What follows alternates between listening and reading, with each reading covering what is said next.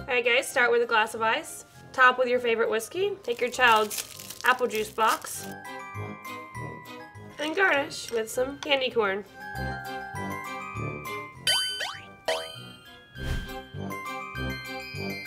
Alright, next we're going to start with a pixie stick. Break it in half, dip it right onto the plate. You're going to take a lemon wedge and rim that martini glass. Dip that glass right into the pixie stick. Add a small amount of ice. 2 ounces of vodka. Maybe a little more. 1 ounce of grapefruit. Shake that up. Pour into the martini glass. Top with some seltzer.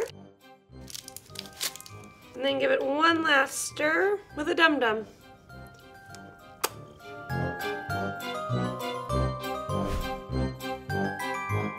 And now, on your way home from bobbing for apples, pick up a pumpkin spice latte and take a few sips. You're gonna need the room. Get home, go ahead and find your favorite bourbon. Just pour it right on top. Now find those peanut butter cups you've been hiding from your kid, and it pairs so lovely. You know, the pumpkin gives it a nice kick.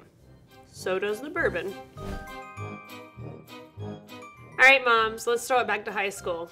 Do you remember Zima? Well, it's back, and lucky for us, just in time for Halloween with our children. Pop off these bad boys, and drop a few Jolly Ranchers in there to infuse it. Woo!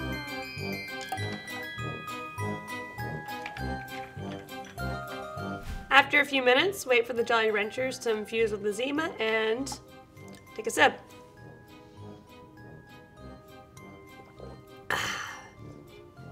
Tastes like my youth.